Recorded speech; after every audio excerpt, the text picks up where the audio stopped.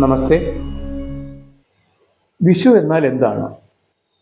എല്ലാവരും ചാടിക്കയറി ഉത്തരം പറയും, രാത്രിയും പകലും തുല്യമായിട്ടുള്ള ദിവസമാണ്. എന്നാൽ അങ്ങനെ ഒരു ദിവസമല്ല നമ്മൾ വിഷു ആഘോഷിക്കുന്നത് എന്നുള്ളതാണ് യാഥാർത്ഥ്യം. നമ്മൾ വിഷു ആഘോഷിച്ച ഏപ്രിൽ 14-ാം തീയതി കന്യാകുമാരിയിൽ 15 മിനിറ്റോളം 15 മുതൽ 20 മിനിറ്റോളം ദൈർഘ്യ വ്യത്യാസമുണ്ട് പകലിന്. അതായത് പകൽ കൂടുതലാണെന്നർത്ഥം. ചെന്നൈയിൽ 15 മിനിറ്റ് ദൈർഘ്യ വ്യത്യാസമുണ്ട്. ഡൽഹിയിൽ 50 മിനിറ്റോളം പകലിൻ്റെ ദൈർഘ്യം കൂടുതലാണ്.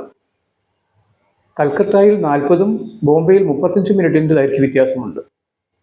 അപ്പോൾ ഭാരതത്തിൽ എവിടെയും തന്നെ പകലും രാത്രിയും തുല്യമായിട്ട് വരുന്ന ഒരു ദിവസമല്ല നമ്മൾ വിഷു ആഘോഷിക്കുന്നത് എന്നർത്ഥം.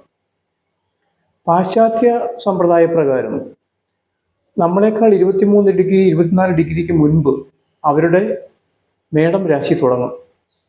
അപ്പോൾ അവിടെ മേടം രാശിയിലേക്ക് സൂര്യൻ പ്രവേശിക്കുന്ന സമയമാണ് ശരിക്കും വിഷു ദിനമായിട്ട് പറയാനുള്ളത്. ഭാരതീയ ജ്യോതിഷപ്രകാരം പിന്തുടരുന്ന നിരായന സമ്പ്രദായമാണ്.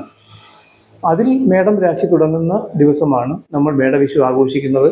അല്ലാതെ പകലും രാത്രിയും തുല്യമായിട്ടുള്ള ഒരു ദിവസമല്ല. പകലും രാത്രിയും തുല്യമായിട്ട് വരണമെങ്കിൽ ഏതാണ്ട് മാർച്ച് 20-നും 22-നും ഇടയ്ക്കായിട്ട് വിഷു ആഘോഷിക്കേണ്ടി വരും. അന്ന് ഭാരതത്തിലെന്നല്ല, ഭൂമിയുടെ ഏത് ഭാഗത്തും പകലും രാത്രിയും ഏതാണ്ട് തുല്യമായിരിക്കുകയും ചെയ്യും. അതുകൂടാതെ വേറെ ഒരു വിഷുബിന്ദു കൂടിയുണ്ട്. അത് സെപ്റ്റംബർ 23-ാം തീയതിയാണ് വരുന്നത്. അത് നമ്മൾ ആഘോഷിക്കാറില്ല എന്ന് മാത്രം. ഇപ്പോൾ ഭാരതീയ ജ്യോതിഷത്തിൽ മേടം രാശി എന്ന് പറയുന്നതിന് വളരെ പ്രസക്തി കൂടുതലാണ്. സൂര്യൻ്റെ ഉച്ചരാശി, അത് സാധാരണക്കാർക്ക് മനസ്സിലാവില്ലെങ്കിൽ പോലും സൂര്യൻ അതിൻ്റെ ഉച്ചരാശിയിലേക്ക് പ്രവേശിക്കുന്നു എന്നുള്ള പ്രത്യേകത നമുക്ക് കൂടുതലായിട്ടുണ്ട്. അതുകൊണ്ട് ഒരിക്കലും ഇങ്ങനെ ഒരു അബദ്ധധാരണ വയ്ക്കരുത്. പകലും രാത്രിയും തുല്യമായിട്ടുള്ള ദിവസമാണ് നമ്മൾ വിഷു ആഘോഷിക്കുന്നത്.